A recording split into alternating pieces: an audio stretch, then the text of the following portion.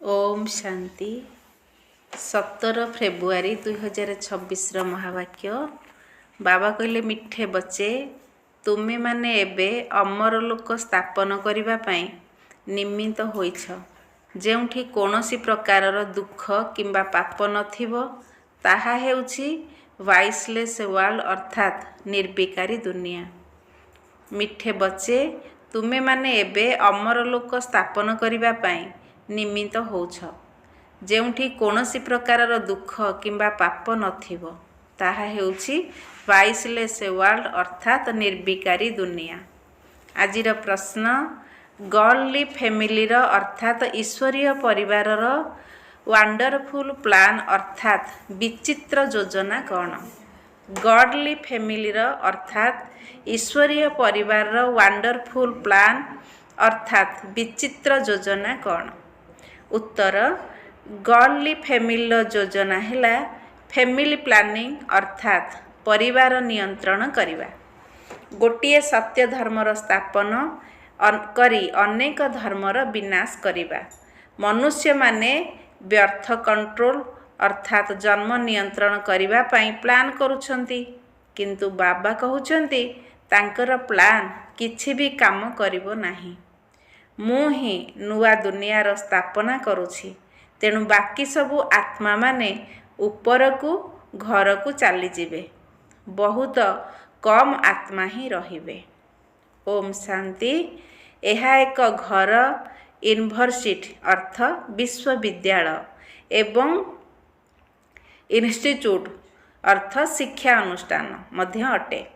तुम मानकर आत्मा जानिछि जे सीए हेउछंती शिव बाबा एवं आत्मा माने शालिग्राम जहाँकर एही शरीर शरीर कहिबो नाही जे एहा मोर आत्मा आत्मा कहूछि एहा मोर शरीर आत्मा अविनाशी शरीर विनाशी। एबे तुमे निजको आत्मा मने करूछ। आमर बाबा हेउछंती शिव जे कि सुप्रीम फादर अर्थ परम पिता अटंती। आत्मा जानिछि से आमर परम पिता परम शिक्षक परम सद्गुरु मध्य अटंती। भक्ति मार्गरे मध्य डाकुछंती ओ गॉड फादर। मृत्यु सज्जारे थाई मध्य कहिथांती हे भगवान हे ईश्वर। समस्ते डाकुछंती ना किंतु तांकर यथार्थ परिचय काहा बुद्धिरे न थाए। तेबे सबु आत्मा मानकर पिता तो जणे तांकु ही समस्ते हे पतित पावन कहि डाकुछंती। सीए गुरु मध्य अटंती। समस्ते कहउचंती आमको दुखरु मुक्त करी शांति धाम को नहीं जाओ। तेबे सीए समस्ते आत्मा मानकर पिता पुणी पतित पावन सद्गुरु मध्य। सृष्टि चक्र किपरि घुरुछि मनुष्य 84 जन्म किपरि नेउछंती सबु इतिहास भूगोल सुनाउछंती। तेणु सुप्रीम टीचर अर्थ परम शिक्षक मध्य होई गले। अज्ञान कालरे पिता अलगा शिक्षक अलगा गुरु अलगा थांती किंतु एठारे जणे ही अविनाशी पिता शिक्षक एवं गुरु अटंती। तेबे केते फरक होई गला। बेहदर पिता संतान मानंकु बेहदर वर्षा अर्थ संपत्ति देउछंती। लौकिक पिता विनाशी संपत्ति देइथांती पाठ पढ़ा मध्य विनाशी।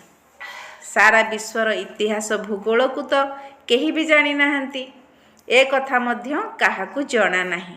एही लक्ष्मी नारायण राज्य किपरि पाइले तांकर राज्य केते समय चलिला पुणी त्रेता युगरे राम सीता केते समय राज्य करिले किछि भी जानी नाहंती। एबे तुमे माने जानुछ बेहदर पिता आमको पाठ पढ़ाइबा पई आसीछंती ता सहित सद्गतिर रास्ता मध्य देखाउछंती। तुमे 84 जन्म नेई नेई एबे पतित होई जाइछ। एबे तुमको पवित्र हेबाकू पड़िबो। एहा हेउछि तमो प्रधान दुनिया। प्रत्येक जिनिस सतो रजो तमो अवस्था देई गति करे। एही सृष्टिर मध्य आयुष अछि जहा कि नुआरु पुरुणा पुरुणारु नुआ हुए। ए कथा तो समस्ते जानिछंती। सत्य जुगरे केवल भारत ही थिला जेउठारे देवी देवतांकर राज्य थिला अथवा भगवान भगवतींकर राज्य थिला। अच्छा पुणी कौन हैला से माने पुनर्जन्म नेले।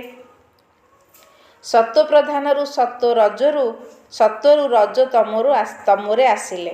ଏତିକି ଜନ୍ମ ନେଲେ। ଭାରତରେ 5000 ବର୍ଷ ପୂର୍ବରୁ ଯେତେବେଳେ ଲକ୍ଷ୍ମୀନାରାୟଣଙ୍କର ରାଜ୍ୟ ଥିଲା, ସେତେବେଳେ ତାଙ୍କର ଆୟୁଷ ହାରାହାରି 125ରୁ 150 ବର୍ଷ ହୋଇଥାଏ। ତେଣୁ ତାହାକୁ ଅମର ଲୋକ କୁହାଯାଏ। ସେଠାରେ ଅକାଳ ମୃତ୍ୟୁ କେବେ ବି ହୁଏ ନାହିଁ। ଏହା ହେଉଛି ମୃତ୍ୟୁଲୋକ। ଅମର ଲୋକରେ ମନୁଷ୍ୟମାନେ ଅମର ରୁହନ୍ତି, ଦୀର୍ଘାୟୁ ହୁଅନ୍ତି। ସତ୍ୟଯୁଗରେ ପବିତ୍ର ଗୃହସ୍ଥ ଆଶ୍ରମ ଥିଲା, ଯାହାକୁ ନିର୍ବିକାରୀ ଦୁନିଆ କୁହାଯାଉଥିଲା। ଏହା ହେଉଛି ବିକାରୀ ଦୁନିଆ। ଏବେ ତୁମେମାନେ ଜାଣୁଛ, ଆମେ ହେଉଛୁ ଶିବ ବାବାଙ୍କର ସନ୍ତାନ। ଆମକୁ ତାଙ୍କଠାରୁ ସମ୍ପତ୍ତି ମିଳୁଛି। ଇଏ ଦାଦା, ସିଏ ହେଉଛନ୍ତି ଡାଡା ଅର୍ଥାତ୍ ଜେଜେବାପା। ବାସ୍ତବରେ ଜେଜେଙ୍କଠାରୁ ସମ୍ପତ୍ତି ମିଳେ। ଜେଜେଙ୍କ ସମ୍ପତ୍ତିରେ ସମସ୍ତଙ୍କର ଅଧିକାର ଥାଏ। ବ୍ରହ୍ମାଙ୍କୁ ପ୍ରଜାପିତା କୁହାଯାଏ। ଏଡମ ଏବଂ ଇବ୍, ଆଦମ ବିବି, ଆଦି ପିତା ଆଦି ମାତା। ସିଏ ହେଉଛନ୍ତି ନିରାକାର ଈଶ୍ୱର ପିତା। ଇଏ ପ୍ରଜାପିତା ହେଲେ ସାକାରୀ ପିତା। ୟାଙ୍କର ନିଜର ଶରୀର ଅଛି। ଶିବ ବାବାଙ୍କର ନିଜର ଶରୀର ନାହିଁ। ତେଣୁ ତୁମକୁ ଶିବ ବାବାଙ୍କଠାରୁ ବ୍ରହ୍ମାଙ୍କ ଦ୍ୱାରା ବର୍ଷା ମିଳୁଛି। ଜେଜେଙ୍କର ସମ୍ପତ୍ତି ତ ବାବାଙ୍କ ଦ୍ୱାରା ମିଳିବ ନା। ତୁମେ ଶିବ ବାବାଙ୍କ ଦ୍ୱାରା ମଧ୍ୟ ବ୍ରହ୍ମା ବାବାଙ୍କ ମାଧ୍ୟମରେ ମନୁଷ୍ୟରୁ ଦେବତା ହେଉଛ। ମନୁଷ୍ୟରୁ ଦେବତା କିଏ କରତ ନ ଲାଗେ ବାର, ଅର୍ଥାତ୍ ମନୁଷ୍ୟରୁ ଦେବତା କରିବା ପାଇଁ ସମୟ ଲାଗେ ନାହିଁ। ଏ କଥା କିଏ କହିଲେ? ଭଗବାନ। ଗ୍ରନ୍ଥରେ ମଧ୍ୟ ତାଙ୍କର ମହିମା କରୁଛନ୍ତି ନା। ତାଙ୍କର ବହୁତ ମହିମା ରହିଛି। ଯେପରି ବାବା କହୁଛନ୍ତି, ଅଲଫ ଅର୍ଥାତ୍ ବାବାଙ୍କୁ ମନେ ପକାଅ, ତେବେ ବେ ଅର୍ଥାତ୍ ବାଦଶାହୀ ତୁମର ହୋଇଯିବ। ଗୁରୁ ନାନକ ମଧ୍ୟ କହିଥାନ୍ତି, ଜପ ସାହେବକୁ ତୋ ସୁଖ ମିଲେ, ଅର୍ଥାତ୍ ସାହେବଙ୍କୁ ଜପିଲେ ସୁଖ ମିଳିବ। ସେହି ନିରାକାର ଅକାଳ ମୂରତ ବାବାଙ୍କର ହିଁ ମହିମା ଗାୟନ କରିଥାନ୍ତି। ବାବା କହୁଛନ୍ତି, ମୋତେ ମନେ ପକାଅ, ତେବେ ସୁଖ ମିଳିବ। ତେଣୁ ଏବେ ବାବାଙ୍କୁ ହିଁ ମନେ ପକାଉଛୁ। ଏହି ଯୁଦ୍ଧ ଶେଷ ହେବ, ପୁଣି ଲକ୍ଷ୍ମୀ ନାରାୟଣଙ୍କ ରାଜ୍ୟ ହେବ ଏବଂ ସେଠାରେ ଗୋଟିଏ ହିଁ ଧର୍ମ ରହିବ। ଏସବୁ ବୁଝିବାର କଥା ନା। ଭଗବାନ ବାସ୍। ଭଗବାନଙ୍କୁ ପତିତ ପାବନ ଜ୍ଞାନର ସାଗର କୁହାଯାଏ। ସେ ହିଁ ଦୁଃଖହର୍ତ୍ତା ସୁଖକର୍ତ୍ତା ଅଟନ୍ତି। ଯେହେତୁ ଆମେମାନେ ବାବାଙ୍କ ସନ୍ତାନ, ତେଣୁ ନିଶ୍ଚିତ ଭାବରେ ଆମେ ସୁଖରେ ରହିବା ଦରକାର। ବାସ୍ତବରେ ସତ୍ୟଯୁଗରେ ଭାରତବାସୀମାନେ ହିଁ ରହୁଥିଲେ। ବାକି ସବୁ ଆତ୍ମା ଶାନ୍ତିଧାମରେ ଥିଲେ। ଏବେ ତ ଆତ୍ମାମାନେ ଏଠାକୁ ଆସିବାରେ ଲାଗିଛନ୍ତି।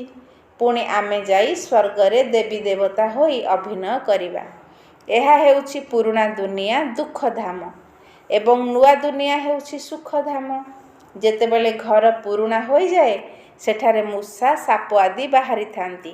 ଏହି ଦୁନିଆ ମଧ୍ୟ ସେହିପରି। କଳ୍ପର ଆୟୁଷ 5000 ବର୍ଷ। ଏବେ ଶେଷ ସମୟ। ଗାନ୍ଧିଜୀ ମଧ୍ୟ ଚାହୁଁଥିଲେ ଯେ ନୂଆ ଦୁନିଆ, ନୂଆ ଦିଲ୍ଲୀ ହେଉ, ରାମରାଜ୍ୟ ହେଉ। କିନ୍ତୁ ଏହି କାମ ତ କେବଳ ବାବା ହିଁ କରିପାରିବେ। ଦେବତାମାନଙ୍କର ରାଜ୍ୟକୁ ହିଁ ରାମରାଜ୍ୟ କହନ୍ତି। ନୂଆ ଦୁନିଆରେ ତ ନିଶ୍ଚିତ ଲକ୍ଷ୍ମୀନାରାୟଣଙ୍କ ରାଜ୍ୟ ହେବ। ବାସ୍ତବରେ ରାଧା ଏବଂ କୃଷ୍ଣ ଅଲଗା ଅଲଗା ରାଜ୍ୟରେ ଅଟନ୍ତି। ସ୍ୱୟଂବର ପରେ ସେମାନେ ଲକ୍ଷ୍ମୀନାରାୟଣ ହୋଇଥାନ୍ତି। ତେବେ ସେମାନେ ନିଶ୍ଚିତ ବର୍ତ୍ତମାନ ସମୟରେ ସେହିଭଳି କର୍ମ କରୁଥିବେ। ବାବା ତୁମକୁ କର୍ମ, ଅକର୍ମ, ବିକର୍ମର ଗତିକୁ ବୁଝାଉଛନ୍ତି। ଏହି ରାବଣ ରାଜ୍ୟରେ ମନୁଷ୍ୟମାନେ ଯେଉଁ କର୍ମ କରନ୍ତି, ତାହା ବିକର୍ମ ହୋଇଥାଏ। ସତ୍ୟଯୁଗରେ କର୍ମ ଅକର୍ମ ହୁଏ। ଗୀତାରେ ମଧ୍ୟ ଏହି କଥା ଅଛି। କିନ୍ତୁ ଜ୍ଞାନଦାତାଙ୍କ ନାମକୁ ପରିବର୍ତ୍ତନ କରିଦେଇଛନ୍ତି। ଏହା ହିଁ ବହୁତ ବଡ଼ ଭୁଲ। ଶ୍ରୀକୃଷ୍ଣଙ୍କର ଜୟନ୍ତୀ ତ ସତ୍ୟଯୁଗରେ ହୁଏ। ଶିବ ହେଉଛନ୍ତି ନିରାକାର ପରମପିତା। ଶ୍ରୀକୃଷ୍ଣ ତ ଶରୀରଧାରୀ ମନୁଷ୍ୟ। ପ୍ରଥମେ ଶିବ ଜୟନ୍ତୀ ହୁଏ, ତାପରେ ଶ୍ରୀକୃଷ୍ଣ ଜୟନ୍ତୀ, ଯାହାକି ଭାରତରେ ହିଁ ପାଳନ କରିଥାନ୍ତି। ଶିବରାତ୍ରି କୁହାଯାଏ। ବାବା ଆସି ଭାରତକୁ ସ୍ୱର୍ଗର ରାଜ୍ୟ ଦେଉଛନ୍ତି। ଶିବ ଜୟନ୍ତୀ ଏବଂ କୃଷ୍ଣ ଜୟନ୍ତୀ ମଝିରେ ରାକ୍ଷୀ ପର୍ବ ପଡ଼େ, କାରଣ ଆତ୍ମାକୁ ପବିତ୍ର ହେବାକୁ ପଡ଼ିବ। ଏହି ପୁରୁଣା ଦୁନିଆର ତ ବିନାଶ ମଧ୍ୟ ହେବାର ଅଛି। ଯୁଦ୍ଧ ଆରମ୍ଭ ହେଲେ ସବୁ ସମାପ୍ତ ହୋଇଯିବ। ପୁଣି ତୁମେମାନେ ଆସି ନୂଆ ଦୁନିଆରେ ରାଜତ୍ୱ କରିବ। ତୁମେମାନେ ଏହି ପୁରୁଣା ଦୁନିଆ ମୃତ୍ୟୁଲୋକ ପାଇଁ ପାଠ ପଢ଼ୁନାହଁ। ତୁମର ପାଠପଢ଼ା ହେଉଛି ନୂଆ ଦୁନିଆ ଅମର ଲୋକ ପାଇଁ। ଏହିଭଳି କଲେଜ କେଉଁଠାରେ ନଥିବ। ବାବା କହୁଛନ୍ତି ଏବେ ଏହି ମୃତ୍ୟୁଲୋକର ଅନ୍ତିମ ସମୟ। ତେଣୁ ଜଲ୍ଦି ଜଲ୍ଦି ଏହି ପାଠକୁ ପଢ଼ି ବୁଦ୍ଧିମାନ ହେବାକୁ ପଡ଼ିବ। ସିଏ ପିତା ମଧ୍ୟ ଅଟନ୍ତି, ପତିତ ପାବନ ଅଟନ୍ତି ଏବଂ ଶିକ୍ଷକ ମଧ୍ୟ ଅଟନ୍ତି। ଏହା ଈଶ୍ୱରୀୟ ବିଶ୍ୱବିଦ୍ୟାଳୟ ଅଟେ। ଭଗବାନ ବାଚ ରହିଛି ନା, ଶ୍ରୀକୃଷ୍ଣ ତ ସତ୍ୟଯୁଗର ରାଜକୁମାର ଅଟନ୍ତି। ସେ ମଧ୍ୟ ଶିବ ବାବାଙ୍କ ଠାରୁ ବର୍ଷା ନେଉଛନ୍ତି। ବର୍ତ୍ତମାନ ସମସ୍ତେ ଭବିଷ୍ୟତ ପାଇଁ ବର୍ଷା ନେଉଛନ୍ତି। ଯିଏ ଯେତେ ପଢ଼ିବେ ସିଏ ସେତେ ବର୍ଷା ନେବେ। ଯଦି ନ ପଢ଼ିବେ ତେବେ ପଦ କମ୍ ହୋଇଯିବ। ତେଣୁ ଯେଉଁଠି ବି ରୁହ ଏହି ପାଠ ପଢ଼ୁଥାଅ। ମୁରଲୀ ତ ବିଦେଶକୁ ମଧ୍ୟ ଯାଇପାରିବ। ବାବା ପ୍ରତିଦିନ ଆମମାନଙ୍କୁ ସାବଧାନ କରି କହୁଛନ୍ତି, ପିଲାମାନେ ବାବାଙ୍କୁ ମନେ ପକାଅ, ତେବେ ତୁମର ବିକର୍ମ ବିନାଶ ହେବ। ଆତ୍ମାରେ ଯେଉଁ ଖାଦ ଅଛି ତାହା ବାହାରିଯିବ। ଆତ୍ମାକୁ ଏବେ 100% ପବିତ୍ର ହେବାକୁ ପଡ଼ିବ। ଏବେ ତ ପୁରା ଅପବିତ୍ର ହୋଇଯାଇଛି।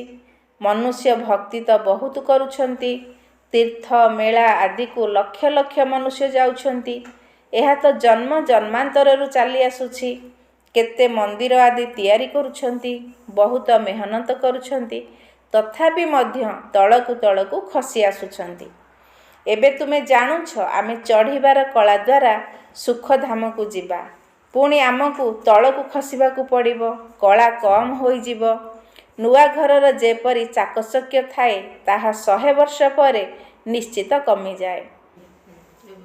ତୁମେମାନେ ନୂଆ ଦୁନିଆ ସତ୍ୟଯୁଗରେ ଥିଲ। 1250 ବର୍ଷ ପରେ ରାମରାଜ୍ୟ ଆରମ୍ଭ ହେଲା। ଏବେ ତ ଦୁନିଆ ବିଲକୁଲ ତମୋପ୍ରଧାନ ହୋଇଯାଇଛି। ଜନସଂଖ୍ୟା ମଧ୍ୟ ବହୁତ ବଢ଼ିଯାଇଛି। ଦୁନିଆ ବିଲକୁଲ ପୁରୁଣା ହୋଇଯାଇଛି। ସେମାନେ ତ ପରିବାର ନିୟନ୍ତ୍ରଣ ପାଇଁ କେତେ ଯୋଜନା କରୁଛନ୍ତି, କେତେ ଦ୍ୱନ୍ଦ୍ୱରେ ପଡ଼ୁଛନ୍ତି। ଆମେ ଲେଖୁଛୁ ଏହା ତ ଈଶ୍ୱରୀୟ ପିତାଙ୍କର କାମ।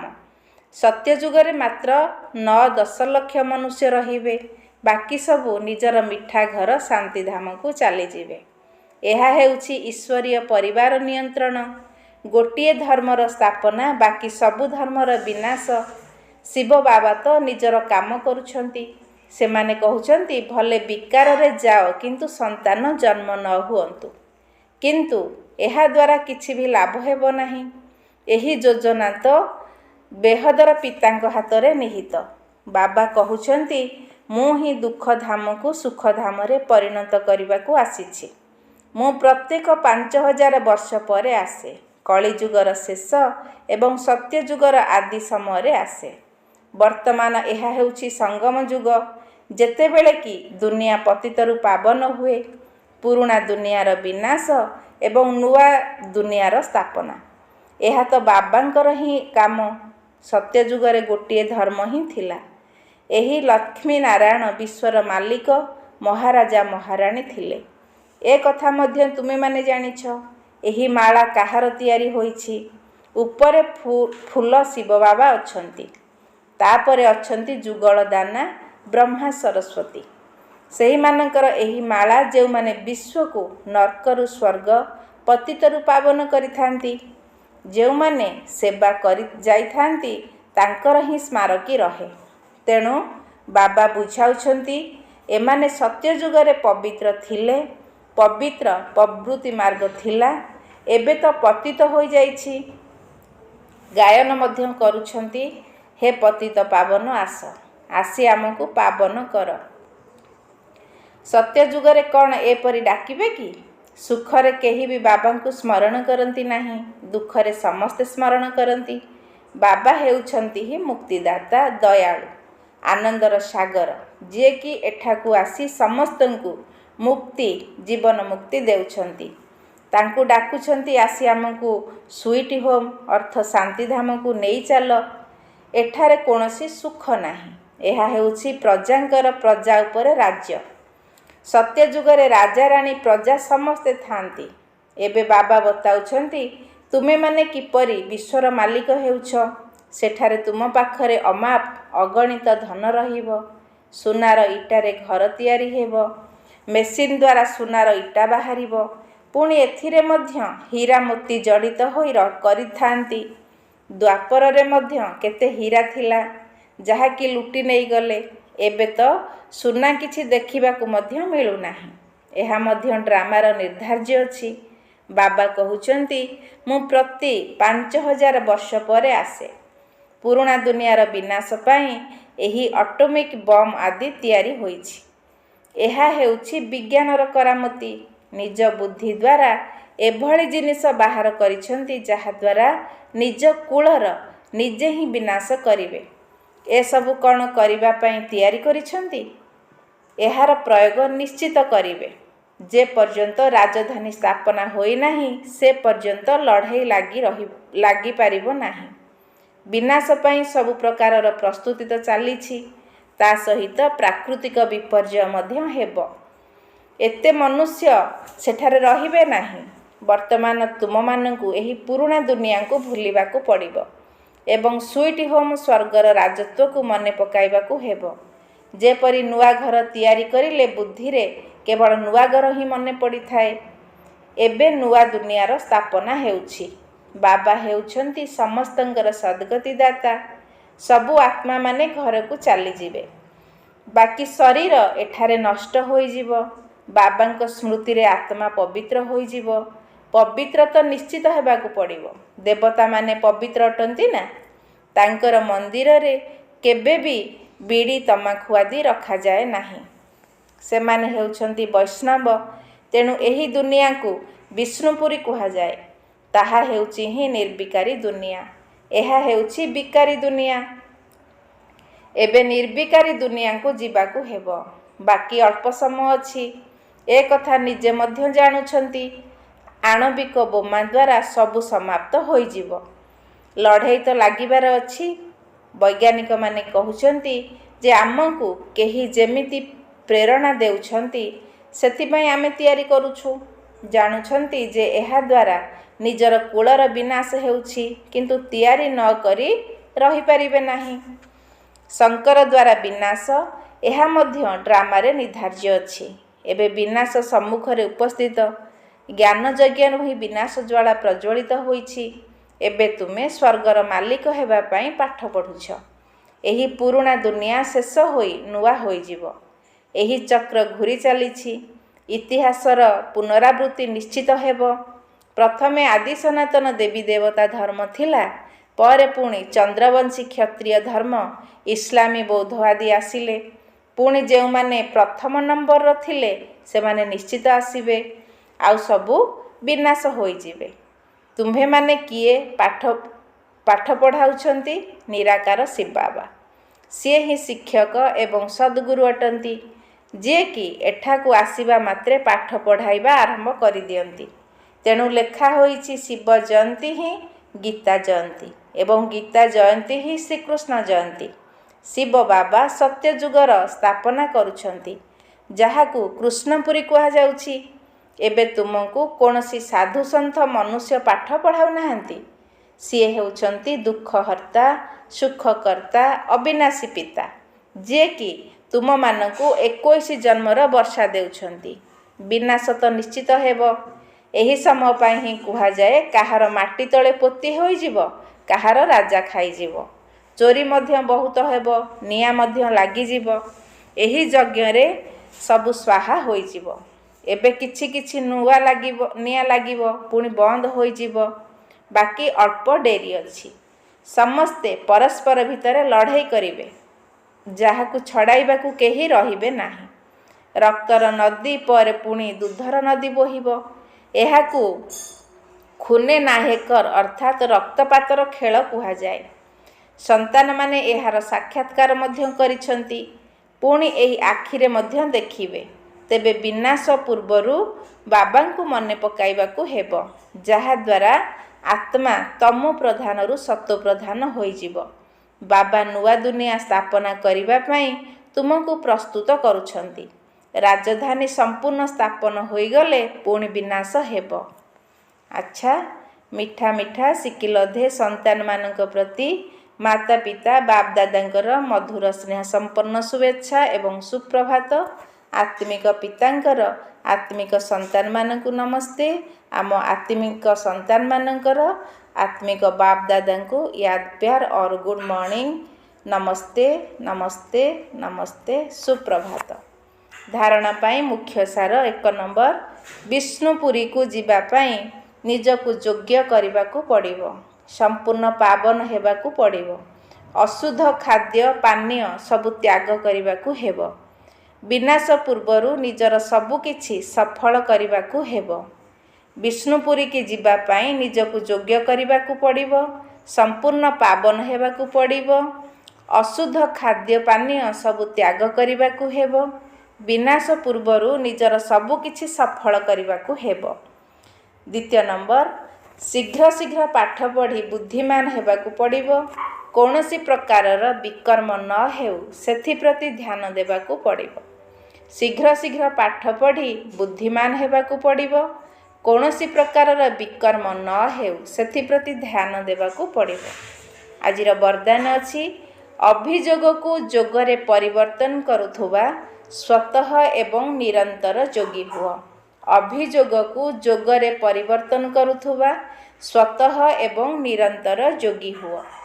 ଆଜିର ସ୍ଲୋଗାନ, ଯେଉଁମାନେ ନିଜକୁ ଅତିଥି ମନେ କରି ଚାଲିଥାନ୍ତି ସେହିମାନେ ହିଁ ମହାନ ସ୍ଥିତିର ଅନୁଭବ କରିଥାନ୍ତି। ଯେଉଁମାନେ ନିଜକୁ ଅତିଥି ମନେ କରି ଚାଲିଥାନ୍ତି ସେହିମାନେ ହିଁ ମହାନ ସ୍ଥିତିର ଅନୁଭବ କରିଥାନ୍ତି। ଅବ୍ୟକ୍ତ ଇଶାରା, ଏକତା ଏବଂ ବିଶ୍ୱାସର ବିଶେଷତା ଦ୍ୱାରା ସଫଳତା ସମ୍ପନ୍ନ ହୁଅ। ଏକତା ଏବଂ ବିଶ୍ୱାସର ବିଶେଷତା ଦ୍ୱାରା ସଫଳତା ସମ୍ପନ୍ନ ହୁଅ। ସଂଗଠନର ବଳ, ସ୍ନେହର ବଳ, ପରସ୍ପରକୁ ସହଯୋଗ ଦେବାର ବଳ ଏବଂ ସହନଶୀଳତାର ବଳ ଜମା କରି ଚାଲିଲେ ମାୟା କେବେ ବି ଆକ୍ରମଣ କରିପାରିବ ନାହିଁ ଏବଂ ଜୟ ଜୟକାର ଶବ୍ଦ ଶୁଣାଯିବ।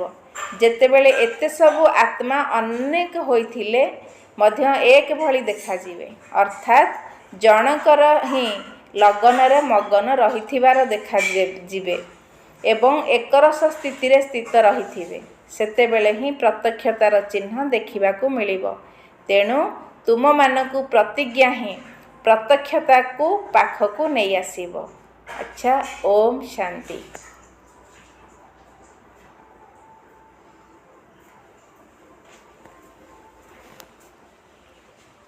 ଯୋଗ ଗରମ କରିବି ତରକାରୀ।